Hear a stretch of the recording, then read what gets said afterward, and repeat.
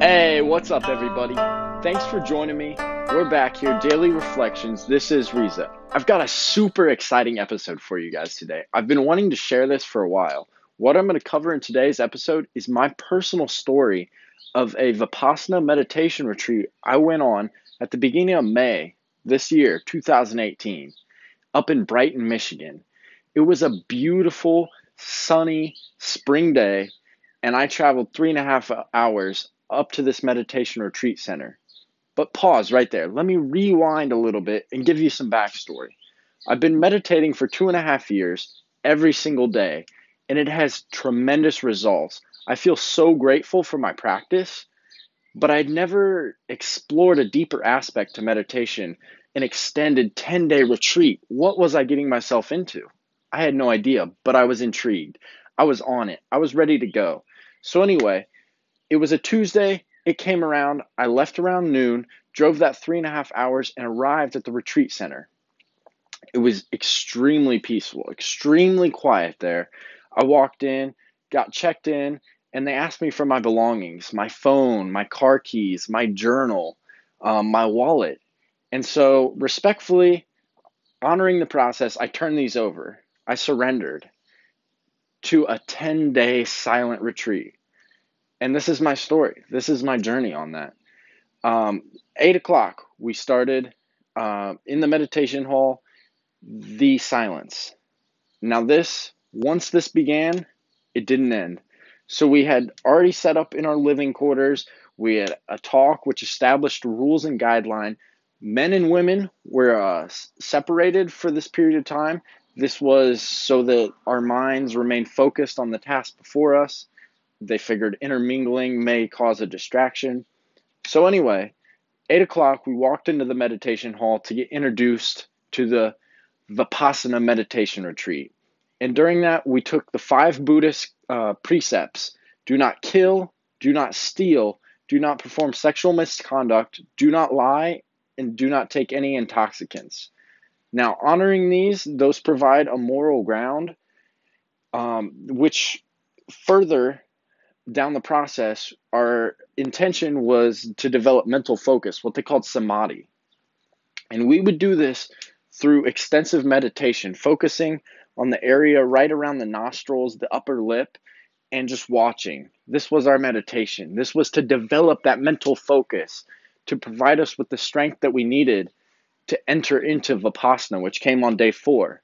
So anyway, we had our stuff set up in our living quarters. I was in a gym with 6 mattresses on the floor, and there was 6 other people there sleeping, and we weren't communicating with each other after we took the oath of silence. So it became a very interesting coordination of turning off the lights at night, making sure that we were respectful towards each other. But all in all, we corresponded rather well in that silence with each other. How it worked was we would wake up to 4 a.m. in the morning. 4 a.m. in the morning. And then a second gong would come around, and this would just, you couldn't sleep through the gong. It was right in your ear. Anyway, we were to meditate from 4:30 in the morning until 6:30 on our own. You could either sit in the room, meditate on a chair, meditate on your mattress. You could go to the meditation hall and meditate in a group sort of setting, even though it wasn't the formalized group.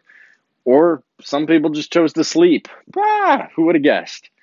Anyway, 6:30 would roll around.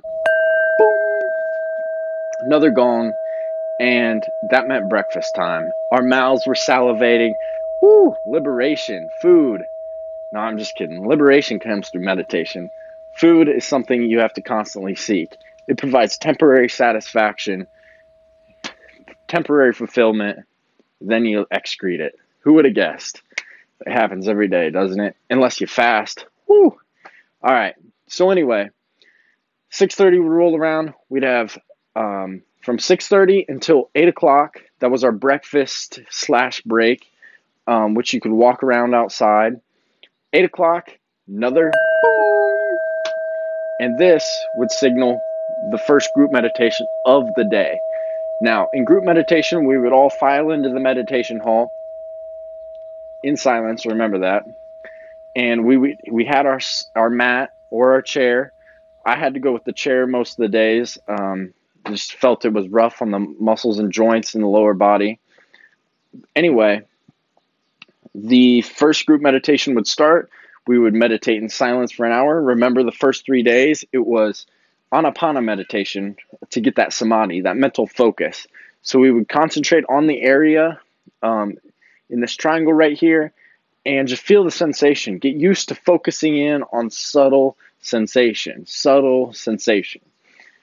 Anyway, the hour would go by. It would be 9 o'clock. And then we were either told to take a break and come back to the meditation hall for further instruction, or we were to go continue meditation on our own. Now, we would meditate from that around 9 o'clock break all the way until 11 on our own, or in the group hall, but it wasn't a formalized group meditation. 11 o'clock would roll around, lunchtime. Woo! You would never guess how excited you were to eat, because it gave your mind that comfortability that you once knew in your daily life, in that routine. Anyway, beautiful, delicious vegetarian meals. I was not complaining at all about the food. Piling it on my plate, trying to eat moderately light to not sit heavy on meditation. But anyway, from 11 to 1 o'clock in the afternoon was a break, lunch break after that. And most of the time I would spend on the nice days, because it did rain for quite a few days. On the nice days, I would spend walking outside. And they had a certain area on this retreat center set up for the men to walk in, for the women to walk in. Because remember, we were kept separate. We would eat separately. Our living quarters were separated. So anyway, I would stroll around, just walk and enjoy the day and really get present with things. Turn, look at the plants and just breathe, walk, feel my body. Because I wasn't talking. There was no distractions. It was my own mind coming up with all this subconscious activity as I would walk. And I have to say, I'll just tell you right now while I'm in the middle of this schedule, this meditation retreat was one of the most challenging things I have ever done in my life. And I do not say that lightly. This took so much psychological strength to step by step, minute by minute, maintain my composure and stay there. They had my car keys. I'm sure I could have went through, asked, to leave, through a tantrum or something and got my keys. But I didn't want to do that. I wanted to do this for myself. I wanted to take this process of self-discipline, of really evaluating my own psyche to step on that journey towards liberation, because that's what this all is all about. To free our minds from these mental constraints, these mental knots, the suffering that we tie ourselves into and can't see out of. And the way out of that is stillness. The way out of that is feeling the sensation in your body and understanding moment to moment. Everything just is. This life is beautiful just as it is. Your mind does not need to race, to achieve, to grab onto something. It's right here, right now. Sit with it, feel it. And when you start to do that, the creativity of the moment starts to appeal. It starts to show itself to you. The things that you've overlooked because your mind was moving so fast. Let's get back to it. It was 1 o'clock. Another gong. It would sound off, and this was time for us to meditate on our own once again for an hour and a half this time until 2:30. So for an hour and a half, I would usually take this meditation in my room, in the room with 6 people, and I would sit by the window in a chair facing the window and then just close my eyes and go in and just sit, realizing that I completely surrender myself to this process, to this meditation, until that gong goes off and then I'm ready to get up and go. I'm not going to stop this short myself. I'm going to maintain it no matter what the mental difficulty, no matter how much pain in my body. I'm in it to see the truth in the moment, how it presents itself. And 2:30 would roll around. Boom, another gong. Sound off. This would signal group meditation time. And boy, this group meditation, for me, this was the challenging part of the day. We would go and file into that group meditation hall, sit for 1 hour. Then group meditation would end after an hour. And from 3:30 until 5 o'clock, we were to meditate on our own. So you went from 1 o'clock to 2:30 meditating on your own, 2:30 to 3:30 meditating in a group, 3:30 to 5 meditating on your own. And this, my friends, this was where my work was done. This was extremely challenging for me. But breath by breath, sensation by sensation, I sat with it. There was times when after 3:30 until 5 o'clock, I would break my meditation in a way and get up and walk outside because I just felt I had to move my body.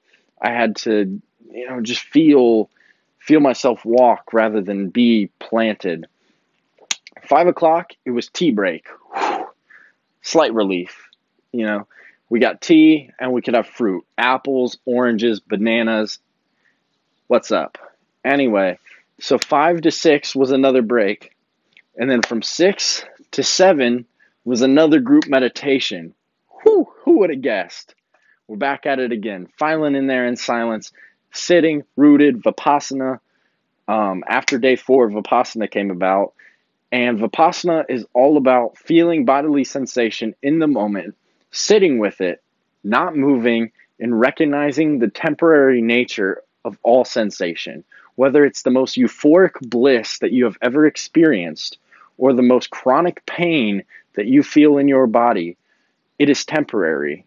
And to recognize this faculty is to develop a great skill, because this skill relieves you of the suffering. No, you may not be free of the pain, but you are free to not choose to inflict suffering upon yourself because of that pain. Or the pleasure, you may be asking, well, how is pleasure going to cause suffering? Because when it feels so good, you grab onto it so damn tight and you don't want to let it go. And that turns itself into pain because everything is temporary. It's gold running through your fingers. Don't grab onto it. Just let it run through your fingers and watch the miracle as it is. Anyway, 7 o'clock, group meditation would end. We'd have a short break and we'd be called back into the meditation hall for the evening discourse, where the teacher that constructed the entire course, who has since passed away, he has video recordings, and he would give us an hour and 15-minute lecture about the meditation process, about what day we were on, and the things that might be coming up, and how to process and understand that. He told lots of stories about Siddhartha, the Buddha. And, these were times where your mind sort of got a little loose, was not so focused. It was, in a way, a shallow break where you're still learning about the meditative process. And then we would have a short break after that discourse, and we were back at it for the last group meditation of the day, which was a bit shorter, 30 to 45 minutes or so. And then around 9 o'clock, we would be, that's it. We were sent back to our rooms, and it was time to go to sleep. So we would go to bed around 9:30, and then 4 a.m. Back at it. That gong waking you up. I would always get the morning stretches in, do my thing in that 20-minute period, because I knew I was going to be sitting most of that day. So let's get up and moving, get that, go to the bathroom, do what I need to do before it's time to go inside. So along this journey of silence, there was moments of so much presence. Maybe day 6 to day 9, I would say, because the first 5 days, I kid you not, I felt like running away. or contemplated leaving every single day up until day 6. And that was my mind sort of bringing up these deep psychologically rooted mechanisms that I had never dealt with myself, and they would come over my attention. But the trick is that they're leaving. And so if I just witness them, all is good. Need not worry.